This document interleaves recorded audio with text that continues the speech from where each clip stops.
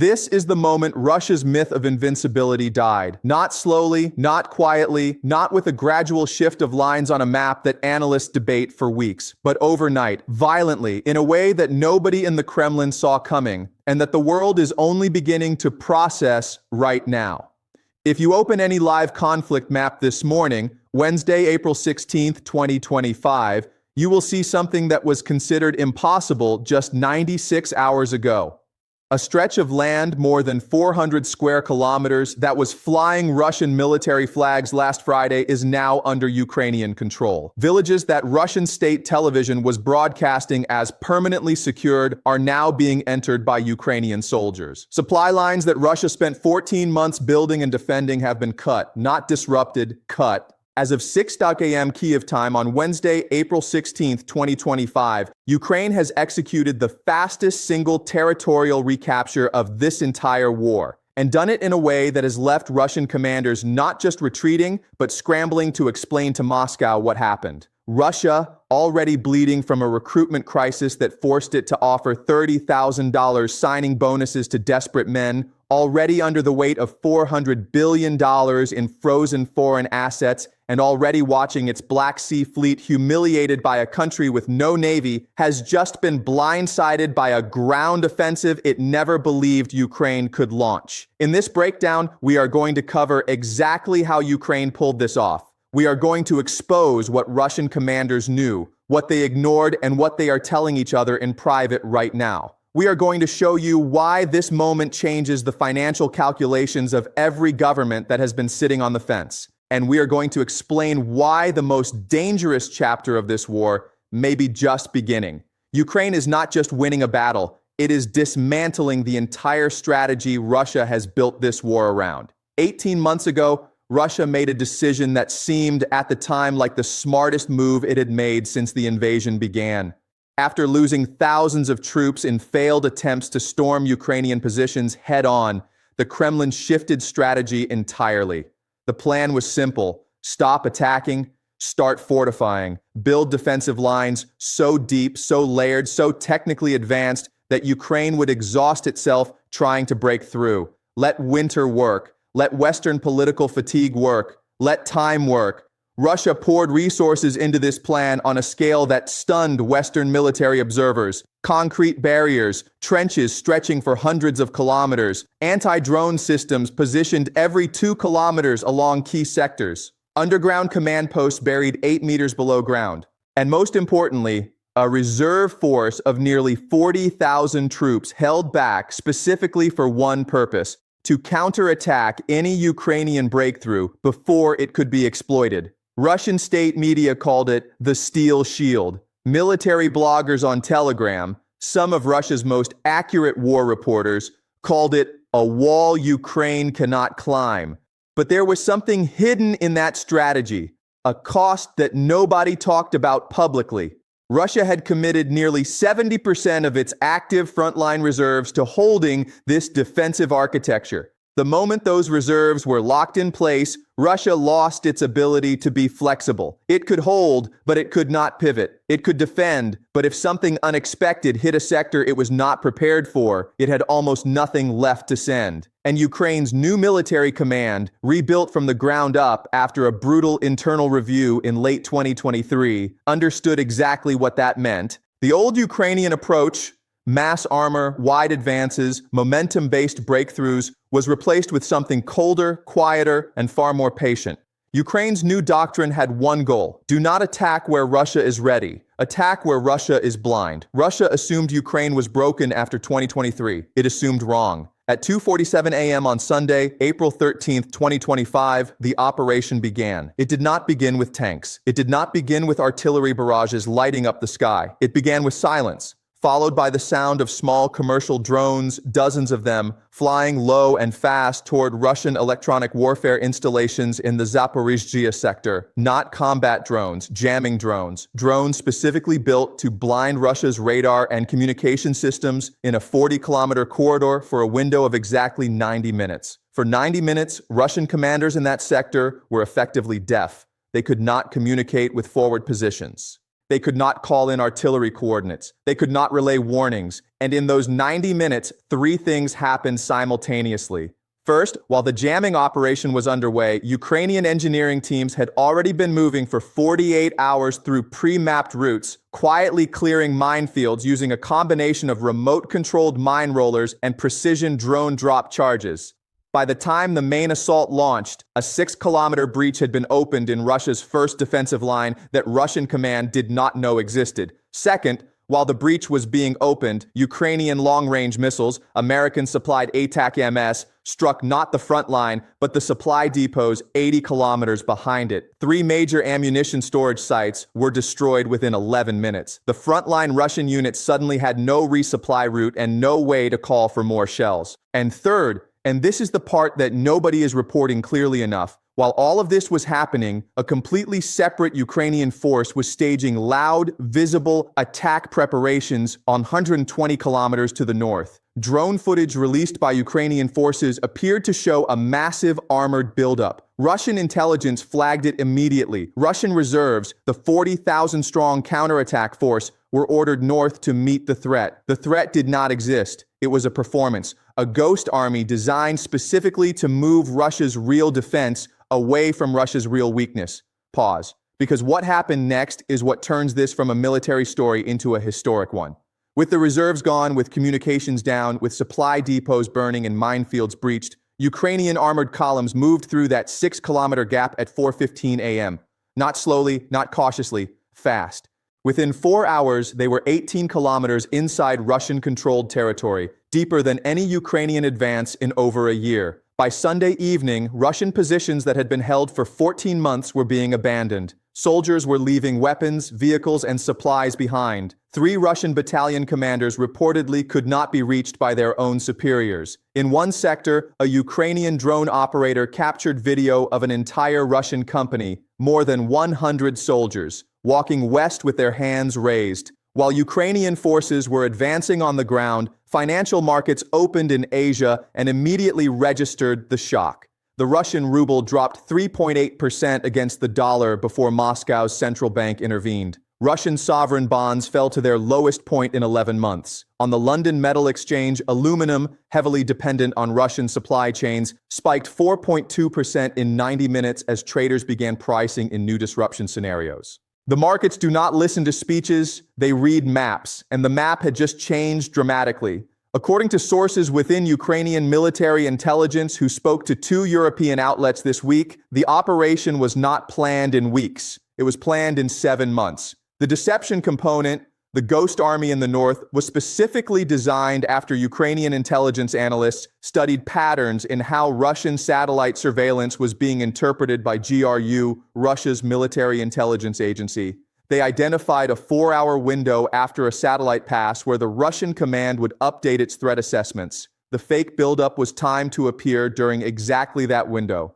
We have learned from senior officials familiar with the planning process that only 9 people inside Ukraine knew the full scope of the operation before it launched. Not 9 departments, 9 individuals. Ukraine's president was briefed, according to these sources, but deliberately kept out of the specific timing so that any communications intercepts Russia might obtain would contain no operational details. A secure call took place on April 10, 2025. 3 days before the offensive launched. The participants, Ukraine's chief of the general staff, 2 NATO intelligence representatives, and the defense ministers of 3 undisclosed partner nations. The topic, whether to proceed or wait another 60 days. According to one official familiar with the call, the exchange was direct. One NATO representative raised concerns about escalation risk if the operation moved faster than Russia could absorb. Ukraine's military chief reportedly responded, "We have one window. If we wait 60 days, Russia fills the gap we found. We are going now." The decision was made, they would go. But there was a colder calculation happening at the same time.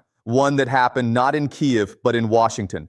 Sources in 3 separate think tanks connected to U.S. defense policy confirm that the Biden-era intelligence sharing framework, which had been operating under strict restrictions on what Ukraine could target, was quietly expanded in March 2025 after a classified briefing showed Ukraine's deception plan had an 80% probability of creating a 15-kilometer or greater breakthrough. American analysts, according to these sources, concluded that approving expanded target data was less risky than letting Ukraine attempt the operation with incomplete intelligence and fail visibly. It was a cold, calculated decision. They looked at the political cost of another failed Ukrainian offensive. They looked at the collapse of congressional support that another stalemate would produce. They realized that a dramatic, visible Ukrainian victory was worth far more than caution. The decision was made. Give Ukraine the full picture. Why did Russia fail so completely? Follow the logic, because it leads somewhere important. Russia's military has been rebuilt around one assumption since mid-2023, that Ukraine's Western partners would eventually slow down, that weapons deliveries would dry up, that political support would fracture, and that Russia could simply outlast the pressure by holding ground. This assumption shaped every deployment decision Russia made. Reserves were positioned not for flexibility, but for permanence. Commanders were rewarded not for tactical creativity, but for holding their lines. The entire system was optimized for a slow war, and Ukraine turned it into a fast one.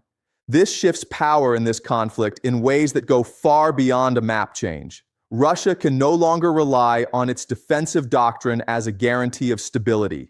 If Ukraine can penetrate 18 kilometers in 4 hours using a 90-minute communications blackout and a ghost army, then every section of Russia's 1,000-kilometer front line is now a question mark. Russian commanders who were sleeping peacefully behind the steel shield are now being asked, where is your contingency? What is your response if this happens in your sector? None of them have a clean answer. Historically, what analysts will call the Zaporizhzhia breach fits a pattern that military historians recognize from the Second World War, specifically from the Soviet Union's own Operation Bagration in 1944, where a deception operation pulled German reserves away from the real attack and produced the fastest collapse of a defensive line in European military history. Ukraine's planners did not hide the comparison. Sources say the operation was internally referred to in planning documents as the inheritance, a deliberate nod to taking the Soviet Union's own tactics and using them against Russia.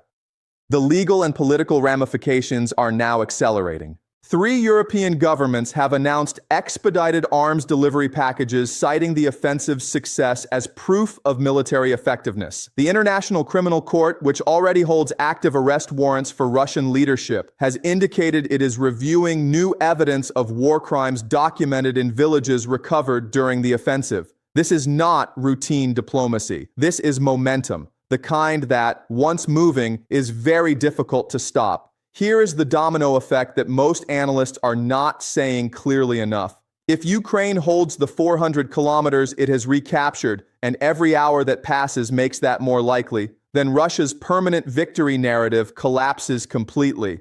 If that narrative collapses, Russia's domestic justification for the war, we are winning, we have always been winning, becomes impossible to maintain. If that justification collapses, the already fragile social contract that keeps conscripted Russian soldiers at the front begins to break. We are not predicting Russian collapse, but we are looking at a system under pressure it was not designed to handle. In Beijing, the calculus has shifted visibly. Chinese military analysts have been studying this war as a real-time laboratory for decades-old questions about whether large defensive architectures can survive modern electronic warfare and precision drone strikes. What Ukraine demonstrated on Sunday night, 90-minute communications blackout, coordinated multi-axis pressure, deception-driven reserve displacement, is exactly the scenario that Chinese military planners have been wargaming for a Taiwan scenario. Beijing is not alarmed by Russia's loss. Beijing is taking notes. In Washington, something unexpected is happening.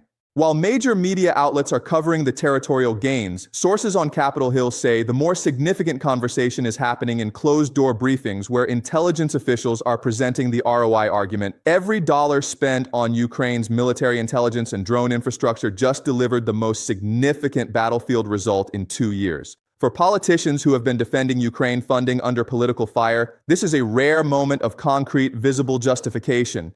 While international attention is focused on the military victory, there is a fracture opening inside Russia's information ecosystem that is equally important. Russian military bloggers, the Telegram channels that Russia's own soldiers and their families rely on because state media is useless, are openly reporting what happened, not calling it a tactical regroupment, not calling it a planned withdrawal, calling it what it was, a collapse. Several of the most followed accounts with combined audiences of over 4 million subscribers posted the same message in different words. They were not warned, they were not prepared, someone failed. The split between what Russian state television is telling the public and what the public can read on their own phones is now wider than it has been at any point in this war. On the Russian side, reports from 3 separate military correspondents describe a commander in the affected sector who has not been seen publicly since Sunday. His last known communication was a voice message sent to a subordinate at 5:30 a.m. Sunday, 45 minutes after the Ukrainian breach began.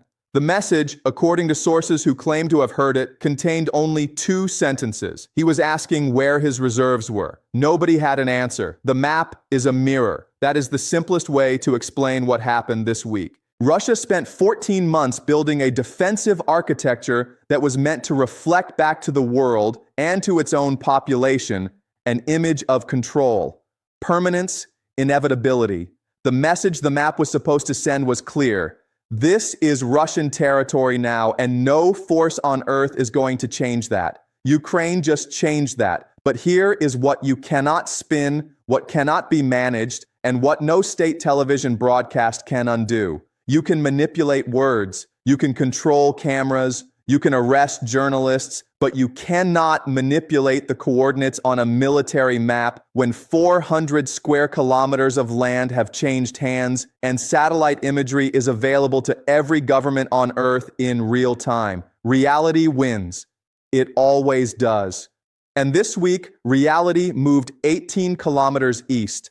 So where are we right now? Ukraine has, in 96 hours, achieved something its commanders publicly said in January was aspirational for the year. The soldiers who executed this operation, many of them on their 2nd or 3rd rotation, many of them fighting in areas where friends were killed in failed operations in 2023, pulled off a military deception that NATO planners are already calling one of the most sophisticated ground operations in European warfare since the Cold War. Russia is in a position it has not been in since the Kharkiv collapse of 2022. Its reserves are misallocated, its supply lines in the affected sector are severed, its frontline commanders are being asked questions that no rehearsed answer covers, and its domestic information machine, which has survived everything this war has thrown at it, is now fighting a losing battle against its own people's phones. The generals who designed the steel shield are now being asked to explain the gap in it. Those conversations are not happening in public, but they are happening. As we move through the coming days, expect Russia to do 3 things.